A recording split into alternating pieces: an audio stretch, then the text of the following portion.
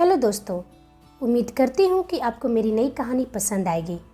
यदि मेरी कहानी पसंद आती है तो प्लीज़ वीडियो को लाइक करें, शेयर करें और कमेंट करें। और चैनल पर नए हैं तो चैनल को सब्सक्राइब करना ना भूलें। चलिए हम अपनी कहानी की तरफ बढ़ते हैं। आज मेरी दिल्ली से मुंबई की फ़्लाइट थी, इसलिए मैं घर से जल्दी निकल चुकी थी। मुंबई तो कई दफ़ा आना जाना हुआ, पर फ्लाइट से आज पहली बार जा रही हूँ। हाय, मेरा नाम सपना है। मैं मैरिज ऑर्गेनाइजेशन में काम करती हूँ। इसे 2 साल पहले ही ज्वाइन किया था। मुंबई भी इसी काम के सिलसिले से आज जाना हो रहा था। मैं अपने फ्लैट में बैठ गई थी, लेकिन सीट मेरी विंडो की नहीं थी। बगल सीट पर अभी तक कोई आया नहीं था, इसलिए मैं वहीं जाकर बैठ गई।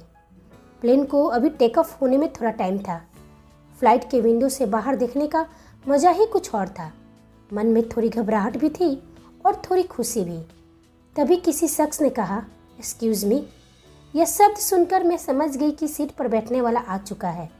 मैं उसकी तरफ मुड़ी और उसे देखा तो देखते ही रह गई। उसे देखकर मेरी आंखें भर आई, लेकिन अगले ही पल खुद को संभालते हुए बिना उसे कुछ कहे अपनी सीट पर जाकर बैठ गई। उसने मुझसे कहा, सॉरी, मुझे ऐसा लगता है कि आपको विंडो सीट पर बैठना पसंद है। आप चाहो तो हम अपना सीट एक्सचेंज कर सकते हैं। मैंने उसे देखे बिना ही ना कह दिया। वो भी चुपचाप बैठ गया और फ्लाइट टेक ऑफ हो गया और साथ में मेरा पास्ट सामने आ गया। वह शख्स वहीं आंखें बंद कर सोने की कोशिश कर रहा था, लेकिन उसे देखकर मेरी आंखों की नींद उड़ गई थी। मैं उसे देखकर अपनी इमोशन पर कंट्रोल नहीं कर पा रही थी। उसे बस देखे जा रही थी। वह शख्स कोई और नहीं, वो मेरा पति करण था। आज से यही कुछ 3 साल पहले की ही बात है। करण बेंगलुरु में अपने कमरे पर अपने कपड़े पैक कर रहा था। तभी पीछे से कोई उसको अपनी बाहों में लेते हुए बोली, कहाँ जा रहे हो? सुबह सुबह अपने कपड़े क्यों पैक कर रहे हो? वह लड़की करण की गर्लफ्रेंड निया थी। मुझे अभी पटना के लिए निकलना पड़ेगा। लेकिन क्यों? दादाजी की तबीयत बहुत ज़्यादा ख़राब है। माँ का फ़ोन आया था। तुम्हें तो पता ही है कि मैं दादाजी से कितना प्यार करता हूँ। लेकिन करण, हर महीने तुम्हारे दादाजी की तबीयत तो ख़राब हो ही जाती है। कल मेरा बर्थडे है और ऐसे में तुम जा रहे हो? Not fair Karan. I am sorry baby, लेकिन तुम्हारा बर्थडे उधार है मुझ पर। इस बार मैं हमारी अपनी शादी की बात करूँगा दादाजी से। करण पटना पहुँच जाता है। करण की फैमिली बहुत पैसे वाली थी। उनकी काफ़ी प्रॉपर्टी था पटना में। करण अपने खानदान का इकलौता चिराग था और अपने दादाजी के आंखों का तारा भी था। करण दादाजी के पास बैठ जाता है और पूछता है, कैसे हो आप? आपको अपना ख्याल रखना चाहिए। मुझे मालूम है कि आप यह ड्रामा हर महीने इसलिए करते हो ताकि मैं आपसे मिलने आया करूं। चलिए, आप ड्रामा बंद कीजिए, मैं अब आ गया हूं। करण की माँ उससे कहती है, नहीं बेटा, इस बार तेरे दादाजी ड्रामा नहीं कर रहे हैं।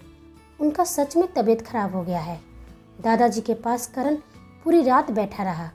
अगले दिन दादाजी को होश आया और वो करण को देखकर खुश हो जाते हैं और बोलते हैं, करण बेटा, मेरी जान, तू आ गया। करण उनसे कहता है, आप आराम कीजिए, हम बातें बाद में कर लेंगे। मैं लंबी छुट्टी लेकर आया हूँ इस बार। दादाजी उसे अपने पास बैठने को कहते हैं। करण उनके पास बैठ जाता है और वो कहते हैं, करण बेटा, तू मेरा सिर्फ पोता ही नहीं, मेरा सहारा भी है। मेरे लाख मना करने के बाद भी तू वहाँ बेंगलुरु में बैंक में जॉब करता है।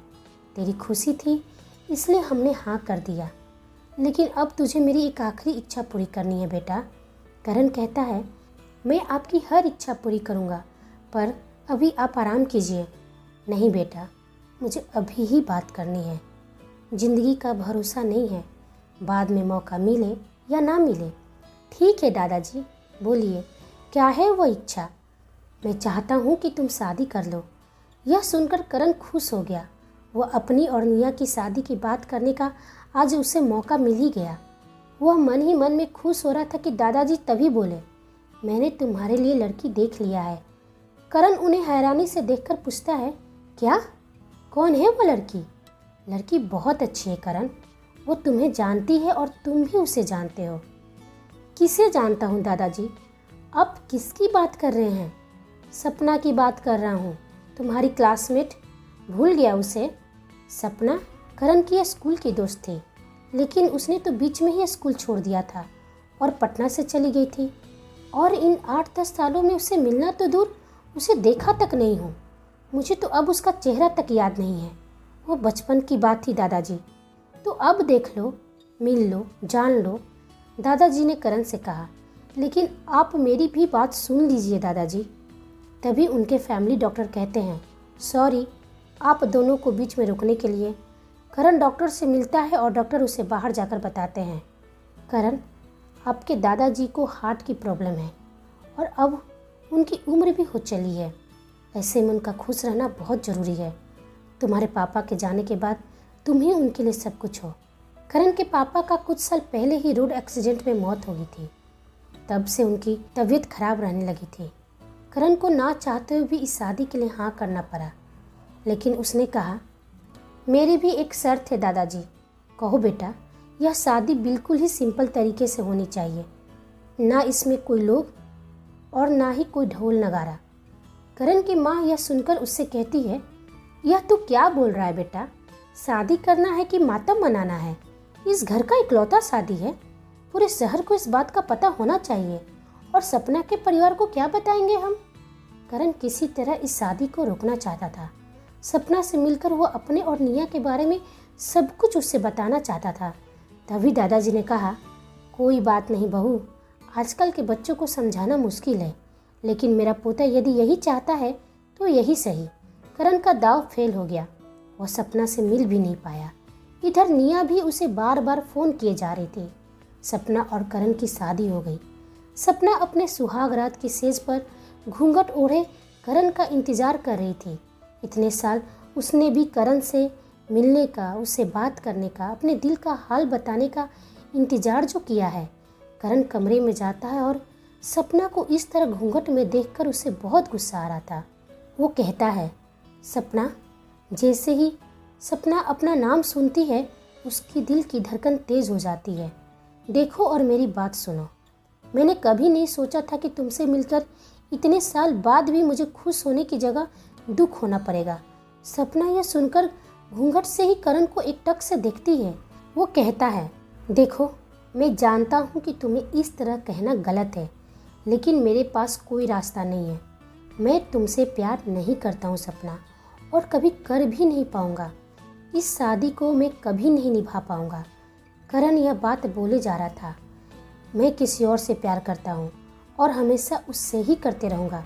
तुम चाहो तो इस घर में रह सकती हो, लेकिन मैं कल हमेशा के लिए यहाँ से चला जाऊँगा। यह कहकर करण वहाँ से निकल गया और सपना वहीं बैठे बैठे अपने सुहाग के सेज पर घूंघट ओढ़े आंसू बहाती रही। सपने भी कितने निर्मम होते हैं ना, टूटते हैं तो अपने और पराए भी नहीं देखते। करण किसी से कुछ कहे वहाँ से चला गया। पटना जैसे छोटे शहर में बात का बतंगर होते देर न लगी कि मेरा पति मेरी पहली रात के बाद ही मुझे छोड़कर चला गया। कमी लड़की में ही होगी, अपने पति को जो खुश ना कर पाई होगी। लोगों की इस तरह की ताने सुनकर मैं अपने मायके चली गई, फिर कभी वापस अपने ससुराल ना आने के लिए। और आज तभी हमारा स्नैक्स आ गया था और मेरा अतीत भंग हो गया। करण ने अपना स्नैक्स लिया, लेकिन उसके चेहरे से उदासी झलक रही थी। मैं उससे बात करना चाह रही थी। तभी मैंने उससे पूछा, आप कहाँ से हो? उसने मुझे बहुत हैरानी से देखा। मुझे ऐसा लगा कि उसे बहुत ही अजीब लग रहा है यह बात सुनकर। तभी मैंने कहा, कोई बात नहीं, सफ़र लंबा था इसलिए आपसे पूछ लिया। वह रिलैक्स किया और बोला, मैं पटना से हूँ। और आप? मैं लखनऊ से हूँ। पता नहीं क्यों मैं उससे झूठ बोल रही थी। मैंने पूछा, आप बहुत उदास दिख रहे हो। हाँ, कुछ दिन पहले ही मेरे दादाजी का निधन हो गया और वहीं से लौटकर आ रहा हूँ। यह सुनकर मुझे बहुत दुख हुआ, लेकिन कैसे? बस कुछ पुराने रिश्तों का जख्म समय भर नहीं पाया था और इस गम में चल बसे। खैर, यह सब तो हमारे हाथ में नहीं है। उसने एक लंबी सांस लेकर कहा। मैं उसकी बातें सुनकर चुप हो गई। अरे, आप क्यों चुप हो गई? उसने पूछा। अपनों का जाने का दुख समझ सकती हूँ। जो होना होता है वो तो होकर ही रहता है। और बताइए, आप मुंबई किस काम से जा रहे हो? कुछ पर्सनल काम है। वो मुझे बताना नहीं चाह रहा था और मैंने भी जानने में ज़्यादा दिलचस्पी नहीं दिखाई। हम मुंबई पहुंच गए थे। मैं अपने होटल की तरफ जाने लगी, तभी वो मुझसे कहा, थैंक यू आपको। आपसे बात करके मेरा दर्द थोड़ा हल्का हो गया था। किस्मत ने फिर चाहा तो हम दोबारा मिलेंगे। उसके जाने के बाद मेरे मन में कई सवाल उठ रहे थे, जिसका जवाब करण के पास ही था। मैं अपने होटल पहुंच गई और रिसेप्शन से चाबी लेकर जाने लगी, तभी मुझे फिर से करण वहां दिखाई दिया। वो भी मुझे देखकर मेरे पास आ गया और कहा, आप यहाँ? हाँ, मैं यहीं ठहर रही हूँ। क्या इत्तेफाक है ना, मैं भी यहीं रुका हूँ। समझ नहीं पा रही थी कि यह इत्तेफाक था या किस्मत। बड़ी मुश्किल से अपने टूटे दिल को संभाला था और आज फिर उसी रास्ते पर खड़ी हूँ जहाँ करण मुझे छोड़कर एक दिन चला गया था। हम अपने अपने कमरे की तरफ जाने लगे। फिर एक बार इत्तेफाक से हमारे कमरे भी एक दूसरे के सामने ही थे। वह बाय बोलकर चला गया और मैं भी अपने कमरे के अंदर जाकर रिलैक्स हो गई और अपने काम को लैपटॉप पकड़ने लगी। लेकिन बार बार करण की याद मुझे आने लगी। मैं अपनी बालकनी में चली गई। वहाँ ठंडी ठंडी हवा चल रही थी जो मेरे मन को शांति दे रही थी। तभी रूम सर्विस ने डोर नॉक किया। मैंने दरवाज़ा खोला। मैम, आपका डिनर। मैंने करण के दरवाजे की तरफ देखा, उसका दरवाज़ा बंद था। मैं अंदर आ गई। मुझे भूख नहीं लग रही थी। ना चाहते हुए भी करण के दरवाजे को नॉक किया। उसने दरवाज़ा खोला और कहा, अरे आप? हाँ, वो मैं अकेले डिनर कर रही थी। Could you join me? उसने कहा, ओके। हमारे बीच में बहुत सारी बातें हुई और डिनर करके वो अपने रूम में चला गया और मैं फिर से अपने काम में लग गई। ऐसे ही हम हर रोज़ मिलते और अच्छे दोस्त बन गए। मुझे फिर से करण से प्यार होने लगा। मेरे कदम उसकी तरफ बढ़ने लगे, लेकिन वह तो किसी और से प्यार करता है। नहीं सपना, खुद को संभाल। यह सोचकर मैं अपने कदम हमेशा पीछे कर लेती हूँ। मुझे भी हमेशा ऐसा लगता कि करण भी मेरे बहुत करीब आ चुका है। उसके दिल में भी मेरे लिए जज्बात हैं, भले वो जज्बात नई क्यों ना हो। शाम का समय था। मैं और करण निकल गए मुंबई की गलियों में घूमने। घूमते फिरते रात हो गई। हम अपने होटल पहुँचते हैं और वह गाना गुनगुना रहा था। मैं भी उसके साथ गुनगुनाने लगी। वो मुझसे कहा, तुम्हारी आवाज़ बहुत अच्छी है।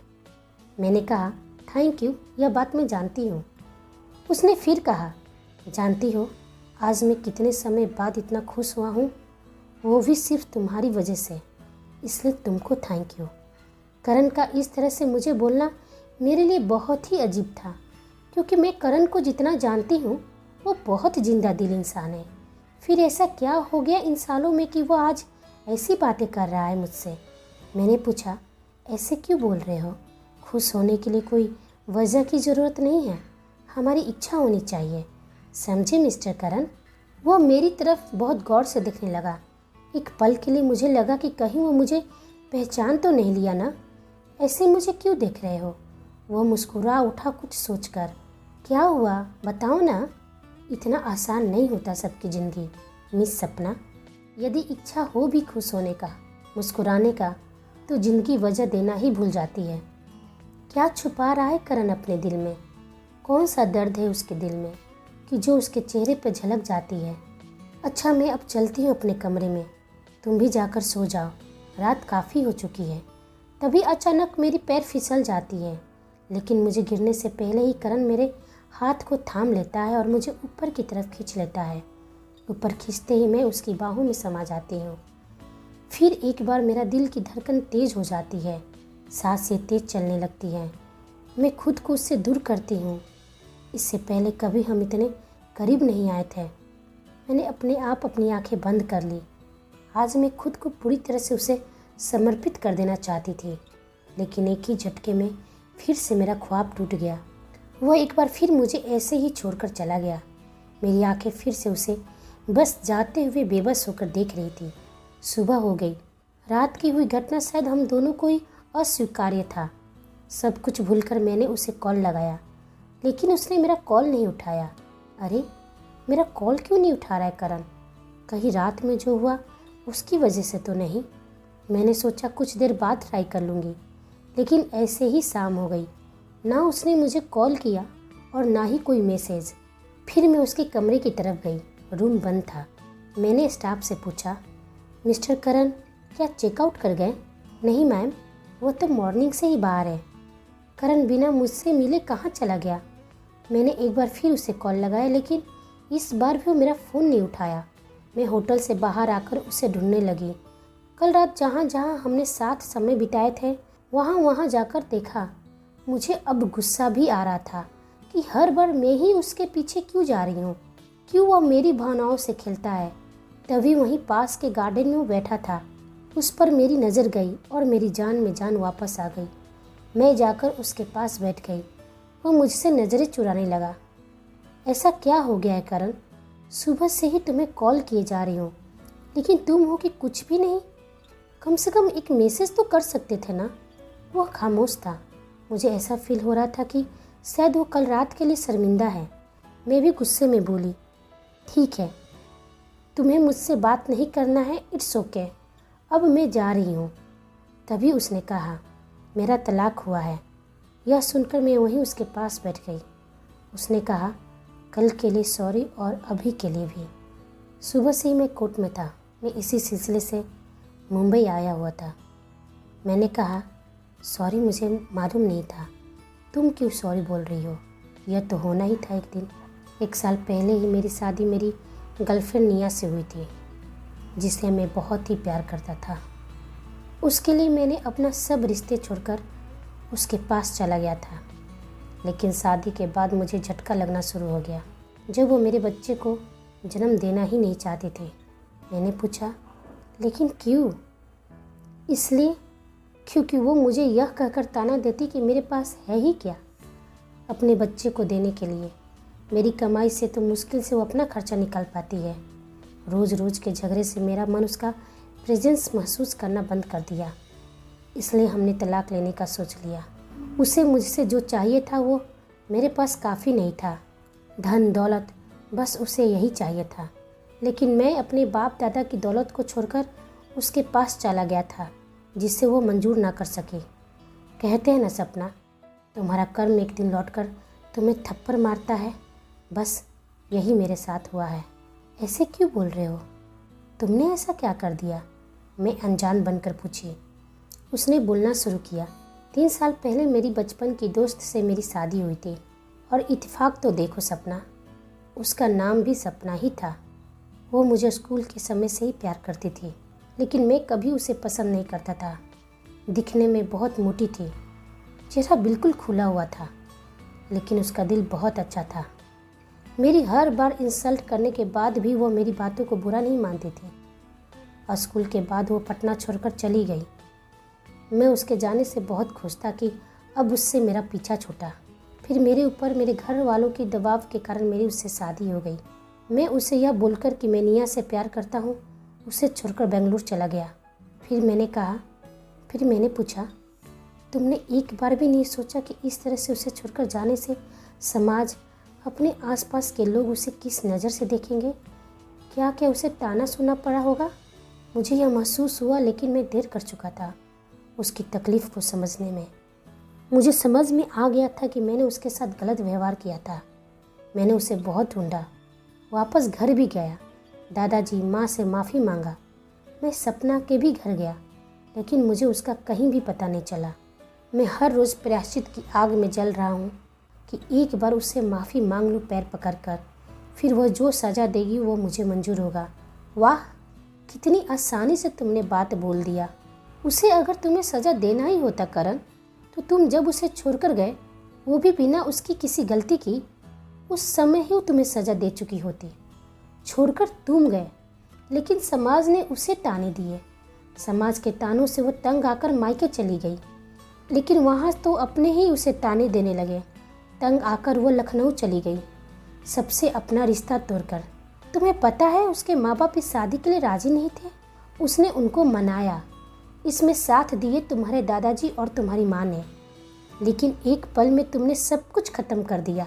यह सारी बातें तुम्हें कैसे पता है सपना? बोलो, तुम जानती हो मेरी सपना को? अब तक तुम मुझे पहचान ही नहीं पाए करण।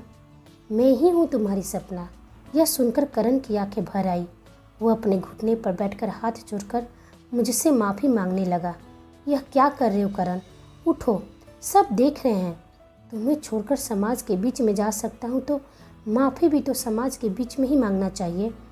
उसकी ऐसी बातें सुनकर मेरा दिल पिघल गया और मैं उसे अपने गले से लगा ली। मैंने पूछा, मुझे तो ऐसा लगा था कि तुम मुझे पहचान जाओगे, लेकिन तुम तो मुझे पहचाने ही नहीं। उसने कहा, मैं तो तुम्हें पहचान लिया था फ्लाइट में ही सपना। क्या? तो फिर अनजान क्यों बने रहे? ताकि तुम्हारे दिल में फिर से अपने लिए जज्बात पैदा कर सकूं, विश्वास पैदा कर सकूं और प्यार पैदा कर सकूं। तुम मुझे माफ़ कर सको। और यदि मैंने तुम्हें माफ़ नहीं किया होता तो मैं तब तक कोशिश करता जब तक तुम मुझे माफ़ नहीं कर देती। यह सुनकर फिर हम एक दूसरे के गले लग गए, और इस बार साथ रहने के लिए, जुदा होने के लिए नहीं।